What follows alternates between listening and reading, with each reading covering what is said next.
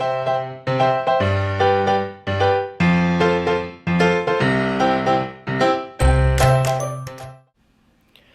morning, everyone, and welcome back to Morning Scriptures.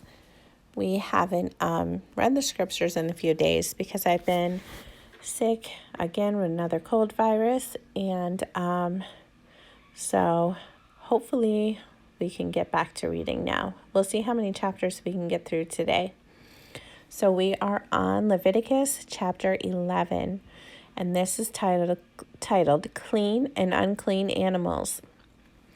And the Lord spoke to Moses and Aaron, saying to them, Speak to the people of Israel, saying, These are the living things that you may eat among all the animals that are on the earth. Whatever parts the hoof and is cloven-footed and chews the cud among the animals you may eat. Nevertheless, among those that chew the cud or part the hoof, you shall not eat these. The camel, because it chews the cud but does not part the hoof, is unclean to you. And the rock badger, because it chews the cud but does not part the hoof, is unclean to you. And the hare, because it chews the cud but does not part the hoof, is unclean to you. And the pig, because it parts the hoof and is cloven-footed but does not chew the cud, is unclean to you. You shall not eat any of their flesh, and you shall not touch their carcasses. They are unclean to you. These you may eat of all that are in the waters. Everything in the waters that has fins and scales, whether in the seas or in the rivers, you may eat. But anything in the seas or the rivers that has not fins and scales, of the swarming creatures in the waters and of the living creatures that are in the waters, is detestable to you. You shall regard them as detestable. You shall not eat of their flesh, and you shall detest their carcasses. Everything in the waters that has not fins and scales is detestable to you. And these you shall detest among the birds. They shall not be eaten. They are detestable. The eagle, the bearded vulture, the black vulture, the kite, the falcon of any kind, every raven of any kind, the ostrich, the nighthawk, the seagull, the hawk of any kind, the little owl, the cormorant, the short-eared owl, the barn owl, the tawny owl, the carrion vulture, the stork, the heron of any kind, the hoopie, and the bat. All winged insects that go on all fours are detestable to you. Yet among the winged insects that go on all fours, you may eat those that have jointed legs above their feet, with which to hop on the ground. Of them you may eat the locust of any kind, the bald locust of any kind, the cricket of any kind, and the grasshopper of any kind. But all other winged insects that have 4 feet are detestable to you, and by these you shall become unclean. Whoever touches their carcass shall be unclean until the evening, and whoever carries any part of their carcass shall wash his clothes and be unclean until the evening. Every animal that parts the hoof but is not cloven-footed or does not chew the cud is unclean to you. Everyone who touches them shall be unclean. And all that walk on their paws among the animals that go on all fours are unclean to you. Whoever touches their carcass shall be unclean until the evening. And he who carries their carcass shall wash his clothes and be unclean until the evening. They are unclean to you.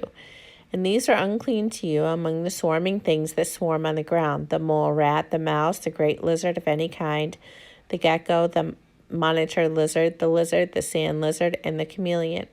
These are unclean to you, all that swarm. Whoever touches them when they are dead shall be unclean until the evening, and anything on which any of them falls when they are dead shall be unclean, whether it is an article of wood or a garment or a skin or a sack, any article that is used for any purpose. It must be put into water, and it shall be unclean until the evening. Then it shall be clean. And if any of them falls into any earthenware vessel, all that is in it shall be unclean, and you shall break it. Any food in it that could be eaten, on which water comes, shall be unclean, and all drink that could be drunk from every such vessel shall be unclean. And everything on which any part of their carcass falls shall be unclean. Whether oven or stove, it shall be broken in pieces. They are unclean and shall remain unclean for you. Nevertheless, a spring or a cistern holding water shall be clean, but whoever touches the carcass in them shall be unclean. And if any part of their carcass falls upon any seed grain that is to be sown, it is clean. But if water is put on the seed, and any part of their carcass falls on it, is unclean to you.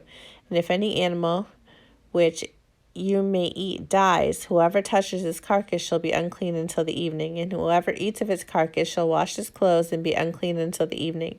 And whoever carries the carcass shall wash his clothes and be unclean until the evening. Every swarming thing that swarms on the ground is detestable, it shall not be eaten. Whatever goes on its belly, and whatever goes on all fours, or whatever has many feet, any swarming things that swarms on the ground you shall not eat, for they are detestable. You shall not make yourselves detestable with any swarming thing that swarms, and you shall not defile yourselves with them, and become unclean through them. For I am the Lord your God.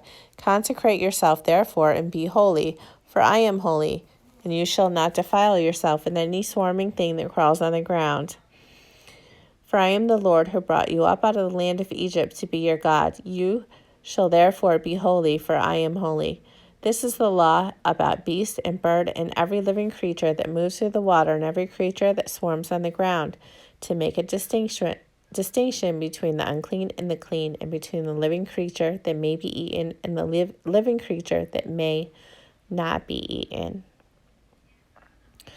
Leviticus chapter 12. Purification after childbirth.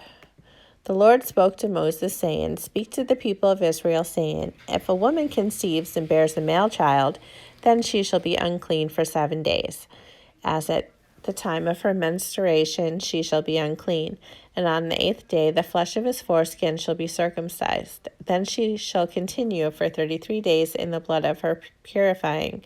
She shall not touch anything holy, nor come into the sanctuary until the days of her purifying are completed. But if she bears a female child, then she shall be unclean 2 weeks as in her menstruation, and she shall continue in the blood of her purifying for 66 days. And when the days of her purifying are completed, whether for a son or for a daughter, she shall bring to the priest at the entrance of the tent of meeting a lamb a year old for a burnt offering, and a pigeon or a turtle dove for a sin offering. And he shall offer it before the Lord, and make atonement for her. Then she shall be clean from the flow of her blood. This is the law for her who bears a child, either male or female. And if she cannot afford a lamb, then she shall take 2 turtle doves or 2 pigeons, one for a burnt offering and the other for a sin offering. And the priest shall make atonement for her, and she shall be clean. Leviticus chapter 13. Laws about leprosy. The Lord spoke to Moses and Aaron, saying, When a person has on the skin of his body a swelling or an eruption or a spot, and it turns into a case of leprous disease on the skin of his body, then he shall be brought to Aaron the priest, or to one of the sons of the priests. And the priest shall examine the diseased area on the skin of his body, and if the hair in the diseased area has turned white, and the disease appears to be deeper than the skin of his body, it is a case of leprous disease. When the priest has examined him, he shall pronounce him unclean. But if the spot is white in the skin of his body, and appears no deeper than the skin, and the hair in it has not turned white, the priest shall shut up the diseased person for 7 days, and the priest shall examine him on the 7th day. And if in his eyes the disease is checked, and the disease has not spread in the skin, then the priest shall shut him up for another 7 days. And the priest shall examine him again on the 7th day. And if the diseased area has faded, and the disease has not spread in the skin, then the priest shall pronounce him clean. It is only an eruption, and he shall wash his clothes and be clean. But if the eruption spreads in the skin after he has shown himself to the priest for his cleansing, he shall appear again before the priest. And the priest shall look, and if the eruption has spread in the skin, then the priest shall pronounce him unclean. It is a leprous disease. When a man is afflicted with a leprous disease, he shall be brought to the priest. And the priest shall look, and if there is a white swelling in the skin that has turned the hair white, and there is raw flesh in the swelling, it is a chronic leprous disease in the skin of his body, and the priest shall pronounce him unclean. He shall not shut him up, for he is unclean. And if the leprous disease breaks out in the skin, so that the leprous disease covers all the skin of the diseased person from head to foot, so far as the priest can see, then the priest shall look, and if the leprous disease has covered all his body, he shall pronounce him clean of the disease. It has all turned white, and he is clean. But when raw flesh appears on him, he shall be unclean. And the priest shall examine the raw flesh and pronounce him unclean. Raw flesh is unclean, for it is a leprous disease. But if the raw flesh recovers and turns white again, then he shall come to the priest, and the priest shall examine him. And if the disease has turned white, then the priest shall pronounce the diseased person clean. He is clean. If there is in the skin of one's body a boil and it heals, and in the place of the boil there comes a white swelling or a reddish white spot, then it shall be shown to the priest. And the priest shall look, and if it appears deeper than the skin, and its hair is turned white, then the priest shall pronounce him unclean. It is a case of leprous disease that has broken out into the boil. But if the priest examines it, and there is no white hair in it, and is not deeper than the skin, but is faded, then the priest shall shut him up 7 days. And if it spreads in the skin, then the priest shall pronounce him unclean. It is a disease. But if the spot remains in one place and does not spread, it is the scar of the boil, and the priest shall pronounce him clean. Or when the body has a burn on its skin, and the raw flesh of the burn becomes a spot, reddish white or white, the priest shall examine it. And if the hair in the spot has turned white, and it appears deeper than the skin, then it is a leprous disease.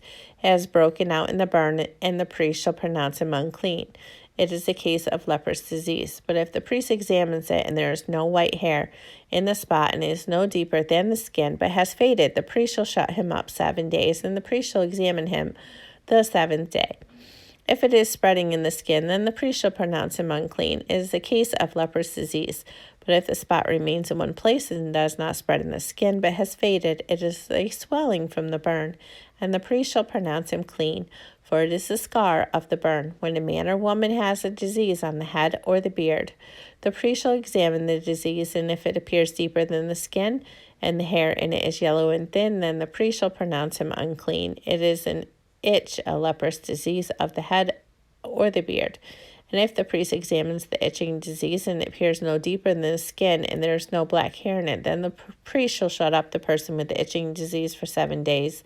And on the 7th day the priest shall examine the disease. If the itch has not spread, then there is in it no yellow hair, and the itch appears to be no deeper than the skin. Then he shall shave himself, but the itch he shall not shave. And the priest shall shut up the person with the itching disease for another 7 days.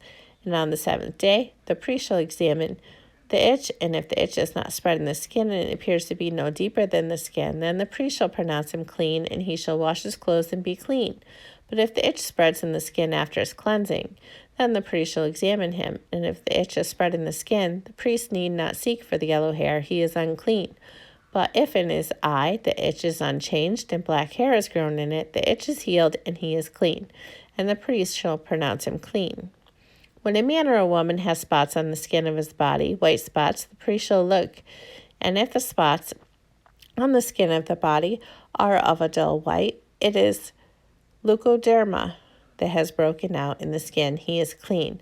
If a man's hair falls out from his head, he is bald, he is clean. And if a man's hair falls out from his forehead, he has baldness of the forehead, he is clean.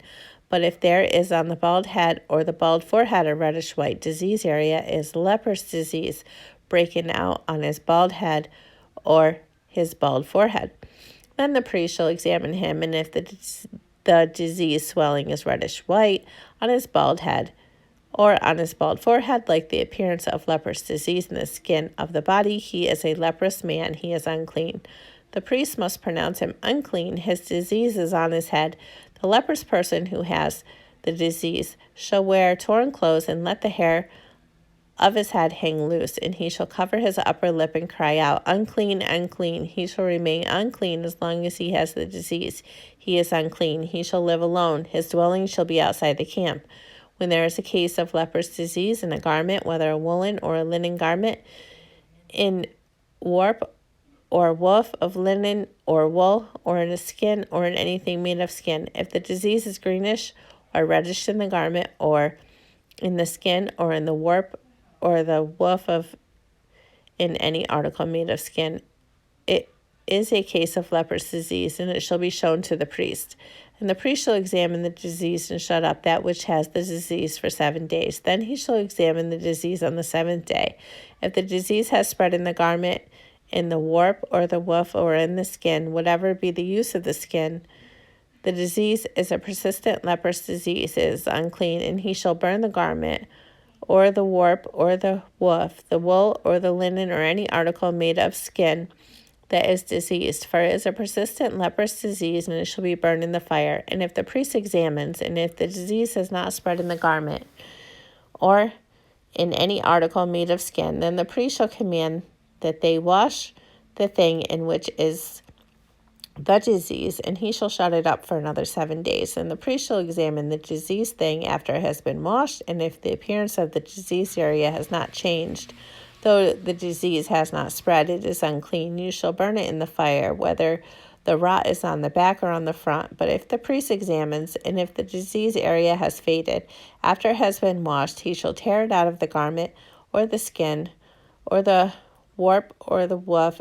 Then it appears again in the garment, in the warp, or the woof, or in any article made of skin, it is spreading. You shall burn with fire whatever has the disease, but the garment, or any article made of skin from which the disease departs, when you have washed it, shall then be washed a second time and be clean. This is the law for a case of leprous disease in a garment of wool or linen, either in the warp or the woof, or in any article made of skin, to determine whether it is clean or unclean. So that is the end of chapter 13. That is a really long chapter. It's 59 verses in it. Okay, everyone. Thank you so much for listening, and I will see you again in the morning. Have a wonderful, great day.